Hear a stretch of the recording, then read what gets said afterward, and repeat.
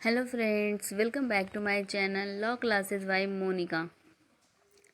आज का हमारा टॉपिक है ज्यूरिस्प्रूडेंस का प्राकृतिक विचारधारा क्या है। विधि शास्त्र की विचारधाराओं को 5 भागों में बांटा गया है, जिसमें मैं आपको विश्लेषणात्मक विचारधारा और ऐतिहासिक विचारधारा के बारे में वीडियो बना चुकी हूँ। तो अगर आपने हमारा पिछला वीडियो नहीं देखा है तो देख जरूर लीजिएगा।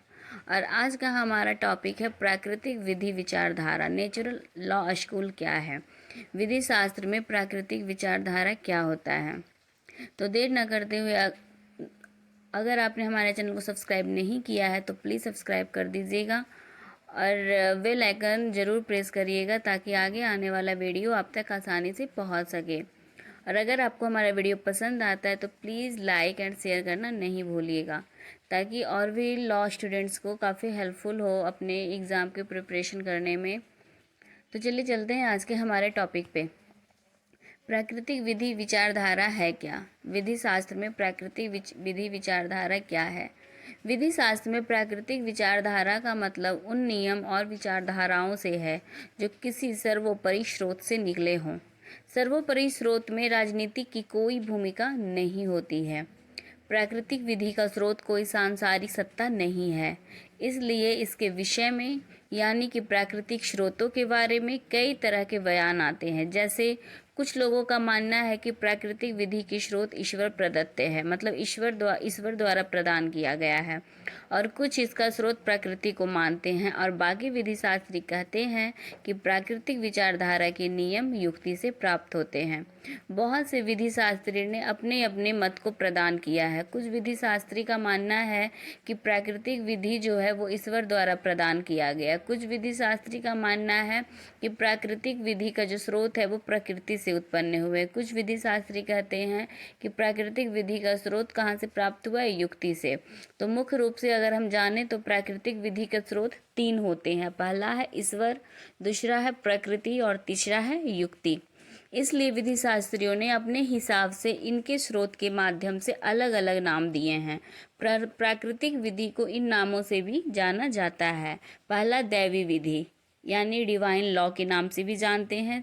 दूसरा है नैतिक विधि, मोरल लॉ। तीसरा प्राकृतिक विधि, लॉ ऑफ नेचुरल। चौथा है सार्वभौमिक विधि, यूनिवर्सल लॉ। पांचवा है ईश्वरीय विधि, लॉ ऑफ गॉड। और छठा है अलिखित विधि, अनरिटन लॉ। प्राकृतिक विधि विचारधारा 2 सिद्धांतों पर आधारित है। पहला यह कि यह एक सार्वभौमिक यानी सार्वलौकिक व्यवस्था है जो सभी मनुष्यों पर लागू होती है। और दूसरा सिद्धांत है कि मनुष्य के अधिकारों में कोई अंतर नहीं है, यानी मनुष्य के अधिकार एक समान होते हैं। यहाँ यह ध्यान देने योग्य बात है कि प्राकृतिक विधि विचारधारा में सबसे पहले मानव अधिकारों का उल्लेख मिलता है। प्राकृतिक विचारधारा को अच्छे से समझने के लिए इसे 4 सिद्धांत में बांटा गया है। पहला प्राचीन सिद्धांत, दूसरा है मध्यकालीन सिद्धांत, तीसरा है पुनर्जागरण सिद्धांत, चौथा है आधुनिक सिद्धांत। प्राकृतिक विचारधारा को 4 सिद्धांत में भी बांटा गया है। पहला प्राकृतिक को 2 सिद्धांत में, फिर दूसरा बार में बांटा गया 4 सिद्धांत में। प्राकृतिक विधि विचारधाराओं में सबसे बड़ी विचारधारा है, इसलिए इसी के सिद्धांत को कुछ भागों में विभाजित किया गया, जिसमें हम जाने थे प्राचीन सिद्धांत के बारे में। 4 सिद्धांत में प्राचीन सिद्धांत, एंशिएंट प्रिंसिपल के बारे में विस्तार से जानेंगे। प्राचीन सिद्धांत में आ जाता है यूनानी काल यानी ग्रीन पीरियड। दूसरा आता है रोमन काल यानी रोमन पीरियड। तीसरा है अंध युग मतलब डार्क एजेस, जिसमें यूनानी काल में कौन कौन से विधि शास्त्री थे? हेराक्लिटस, सिरोसस, प्लेटो, एरस्तु। रोमन काल में कौन कौन थे? सिसरो। और डार्क एजेस यानी अंध युग में कौन से थे? संत ऑगस्टाइन और सुकरात। ये थे हमारे प्राचीन सिद्धांत के विधि शास्त्री। और ये कब तक रहे हैं वो भी आपका इसमें है। आपको जनरल नॉलेज के लिए भी ये बहुत इंपॉर्टेंट है। अगर आप कंपटीशन की तैयारी कर रहे हैं लॉ से रिलेटेड तो ये आपके लिए काफ़ी इम्पॉर्टेंट है कि यूनानी काल में कौन कौन से विधि शास्त्री रहे, उनके नाम बताइए, वो कब से कब तक रहे। रोमन काल में कौन कौन से विधि शास्त्री ने क्या कहा, कौन से विधि शास्त्री थे। अंध युग में यानी डार्क एजेस में कौन कौन से विधि शास्त्री रहे हैं। ठीक है, तो ये नाम आप याद कर लीजिएगा। प्राचीन सिद्धांत में कौन कौन से विधि शास्त्री ने क्या क्या मत दिया है और वो कब कब तक रहे हैं। अब दूसरा जानते हैं यूनानी काल क्या है। प्राकृतिक विचारधारा के सिद्धांत सबसे पहले यूनानी काल में दिखते हैं। यूनानी काल के सबसे पहले विधि शास्त्री कौन थे? हेराक्लिटस। ठीक है, ये आपके शॉर्ट्स क्वेश्चन बन जाते हैं, एमसीक्यू में आपको पूछ सकता है। इन्होंने प्रकृति के 3 मुख्य तत्व को बताया। हेराक्लिटस जो है सबसे पहले विधि शास्त्री रहे यूनानी काल के। इन्होंने 3 मुख्य तत्व को कौन कौन से तत्व बताए? पहला अंतिम लक्ष्य, दूसरा है अवस्था, तीसरा है तर्क। दूसरे विधि शास्त्री कौन थे? सुकरात। इन्होंने न्याय के 2 प्रकार बताए, पहला प्राकृतिक न्याय और दूसरा विधिक न्याय। सुकरात के अनुसार प्राकृतिक न्याय सभी स्थान पर एक जैसा होता है, लेकिन विधिक न्याय अपने बुनियादी रूप में एक होते हुए भी समय और स्थान के साथ अपना स्वरूप बदलते रहते हैं। प्राकृतिक न्याय में सभी स्थान पर एक जैसा न्याय होता है, ठीक है, क्योंकि वो न्याय किसके द्वारा दिया जा रहा है? प्रकृति के द्वारा दिया जा रहा है। लेकिन जो विधि न्याय बनाता है उसके अनुसार समय और स्थान बदलने पर न्याय अलग हो जाते हैं। तीसरे विधि शास्त्री प्लेटो थे। ये सुकरात के विद्यार्थी थे। इन्होंने सपोर्टर मिनिमम गवर्नेंस पॉलिसी यानी समर्थक न्यूनतम शासन नीति के प्राकृतिक सिद्धांत को प्रतिपादित किया था। किसने प्रतिपादित किया था? यूनानी काल के तीसरे विधि शास्त्री कौन थे? प्लेटो। इन्होंने प्राकृतिक विधि विचारधारा को आदर्श के तौर पर निर्मित किया, जिसे प्लेटो ने रिपब्लिक के नाम से समर्थक किया था।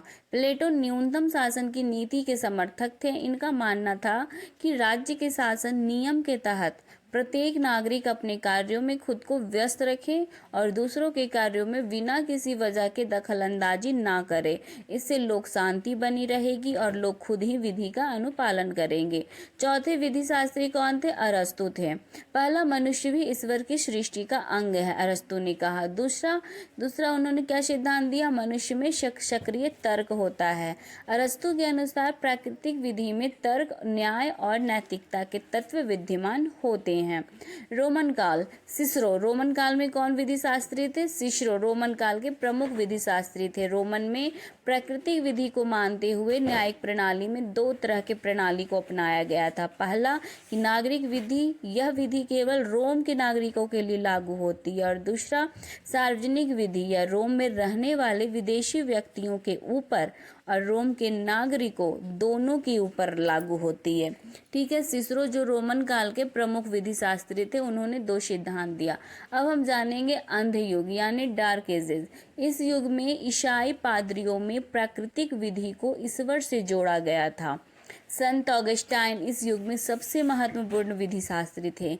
इनके अनुसार ईश्वर के साथ संयोग ही विधि का उद्देश्य है। इन्होंने ईश्वर को सर्वोसर्वा माना था। अब हम जानेंगे दूसरा सिद्धांत। पहला था प्राचीन सिद्धांत, अब हो गया मध्यकालीन सिद्धांत। सेंट थॉमस एक विनाश, जिन्होंने 1226 से 1274 तक रहे। इन्होंने प्राकृतिक विधि को देवी विधि से अलग करने का प्रयास किया था, जिसे काफ़ी समर्थन मिला। इन्होंने प्राकृतिक विधि को प्रकट किया। तीसरा था मानवीय विधि, ह्यूमन लॉ। चौथा था धार्मिक ग्रंथों में लिखित विधियां, जिसे लॉ डिवाइन कहते हैं। अब तीसरा सिद्धांत है हमारा पुनर्जागरण सिद्धांत। ह्यूगो, जिसमें कौन कौन से विधि शास्त्री आते हैं? ह्यूगो ग्रोशियस जो 1721 से 1778 तक रहे। थॉमस हॉब्स जो 1588 से 1679 तक रहे। जॉन लॉक 1632 से 1704 तक रहे। फिर है रूसो 1583 से 1664 तक रहे। और पांचवा हमारा हेगल, जिन्होंने जो 1770 से 1831 तक ही रहे। इन्होंने ये सब जो भी विधि शास्त्री है, उन्होंने पुनर्जागरण का सिद्धांत को प्रतिपादित किया। ठीक है, इसमें आता है ह्यूगो ग्रोशियस, ये बहुत ही इंपॉर्टेंट विधि शास्त्री हैं। ये अगर पूछ लेगा, ये एमसीक्यू में पूछ सकता है, पुनर्जागरण सिद्धांत के विधि शास्त्री के नाम बताइए, तो आप ये नाम याद कर लीजिएगा। इस युग में मनुष्य ने तार्किक बुद्धि को प्राकृतिक विधि का स्रोत माना। इस युग में चर्च की अवधारणा खत्म हो गई थी और प्राकृतिक न्याय के सिद्धांतों को अपनाते हुए सामाजिक संविदा सिद्धांत को अपनाया गया था। इस युग में प्राकृतिक विधि के इस नए निर्वाचन का श्रेय ह्यूगो ग्रोसियस को जाता है। ग्रोसियस का वर्तमान अंतर्राष्ट्रीय विधि का परिणेता यानी फादर भी माना जाता है। ग्रोसियस ने सामाजिक संविदा सिद्धांत को ऐतिहासिक तथ्य मानते हुए इसे दो उद्देश्य के लिए प्रस्तुत किया, जिसमें पहला था राज्य के आदेश को राज्य की जनता हर परिस्थिति में मानेगी, दूसरा था राष्ट्र के बीच का रिश्ता वैधानिक नियमों पर निर्भर होना चाहिए। दूसरे थे थॉमस हॉब्स। इन्होंने सामाजिक संविदा सिद्धांत को अपनी राजनीतिक तकनीक का आधार बनाया जो सरकार को मदद करता था। तीसरे विधि शास्त्री थे जॉन लॉक। यह हॉब्स के सिद्धांत को स्वीकार करते हैं और व्यक्तिगत स्वतंत्रता का समर्थन करते थे। चौथा विधि शास्त्री कौन थे? रूसो। रूसो के अनुसार क्या था? सामाजिक संविदा सिद्धांत एक ऐतिहासिक तथ्य नहीं है जैसा कि ग्रोसियस कहते हैं, बल्कि यह युक्ति का एक काल्पनिक पहलू है। पांचवे विधि शास्त्री थे हीगल। उनके अनुसार राज्य और विधि दोनों ही मानव तर्क के विकास की उपज है। हीगल ने अपनी इस विचारधारा को हेगेलियन विचारधारा का नाम दिया। हीगल को मॉडर्न टाइम का अरस्तु भी कहा जाता है। इसमें जो भी पॉइंट है वो एमसीक्यू के पर्पज से काफी इंपॉर्टेंट है। जैसे पूछ लेगा हीगल ने प्राकृतिक विचारधारा को कौन सा नाम दिया? हेगेलियन विचारधारा। अब हम चलते हैं आधुनिक सिद्धांत, मॉडर्न प्रिंसिपल की तरफ। पहला उसमें है 19वीं शताब्दी प्राकृतिक विधि के प्रतिकूल होना चाहिए। दूसरा पॉइंट है 20वीं शताब्दी विधि के सिद्धांत का प्राकृतिक पुनरुद्धार होना चाहिए। तीसरा था रुडोल्फ स्टेमलर जो 1856 से 1938 तक रहे। चौथा है डेक वेकियो जो 1878 से 1970 तक रहे। पांचवा है कोहलर विधि शास्त्री। छठा HLA हार्ट और सातवां हमारा है फिनिश। ये हमारे हैं आधुनिक सिद्धांत के विधि शास्त्री। पहला मैं बताई हूँ प्राचीन सिद्धांत, दूसरा मध्यकालीन सिद्धांत और अब हमारा तीसरा सिद्धांत है आधुनिक सिद्धांत, जिसमें 7 विधि शास्त्री ने क्या क्या कहा उसके बारे में बताया गया। अब हम इसे विस्तार से जानेंगे कि आधुनिक सिद्धांत को समय के हिसाब से कितने हिस्सों में विभाजित किया गया? 2 हिस्सों में। पहला 19वीं शताब्दी में प्राकृतिक विधि के प्रतिकूल थी। इस वक्त के विधि शास्त्री जो है आधुनिक सिद्धांत के जो विधि शास्त्री है वो विध्यात्मक को विधि का स्रोत मानते थे, जिन्हें प्राचीन विचारधारा में पढ़ चुके हैं। इस दौर के विधि शास्त्री प्राकृतिक विचारधारा को नहीं मानते थे। 20वीं शताब्दी विधि के सिद्धांत का प्राकृतिक पुनरुद्धार इस काल में फिर से प्राकृतिक विधि की बात होने लगी थी और इसमें सबसे पहले विधि शास्त्री कौन थे? Rudolf Stammler. इन्होंने प्राकृतिक विधि की विचारधारा को अस्थायी नहीं माना, बल्कि इन्होंने विधि के स्वरूप को अस्थायी माना। इन्होंने प्राकृतिक विधि की परिवर्तन की अंतर वस्तुओं को ही विधि माना है। 20वीं शताब्दी विधि के सिद्धांत का प्राकृतिक पुनरुद्धार में सबसे पहले विधि शास्त्री रुडोल्फ स्टेमलर थे। तीसरा है डेक वेकियो। ये अपनी पुस्तक जस्टिस के लिए जाने जाते हैं। चौथा है कोहलर, भी इस समय की मुख्य विधि शास्त्री रहे हैं। HLA हार्ट ने विध्यात्मकवाद को प्राकृतिक विचारधारा से जोड़ा, इसलिए हार्ट को प्राकृतिक विचारधारा के साथ साथ प्राचीन विचारधारा के भी विधि शास्त्री माना गया। फिनिश, इसके अनुसार प्राकृतिक विधि मानव जीवन और मानव समुदाय को संगठित करने में व्यवहारिक युक्ति युक्तता के सिद्धांतों का समूह होता है। ये फिनिश के अनुसार इन्होंने अपने सिद्धांत को प्रतिपादित किया। तो ये थे हमारे प्रमुख सिद्धांत। प्राचीन सिद्धांत में कौन कौन से विधि शास्त्री थे, मध्यकालीन में कौन कौन से विधि शास्त्री ने कौन कौन से सिद्धांत दिए, फिर तीसरा था आधुनिक सिद्धांत में कौन कौन से विधि शास्त्री ने अपने कौन कौन से मत दिए। तो आई होप आपको ये सारे टॉपिक समझ में आ गए होंगे। अगर आपको हमारा टॉपिक नहीं समझ आता तो प्लीज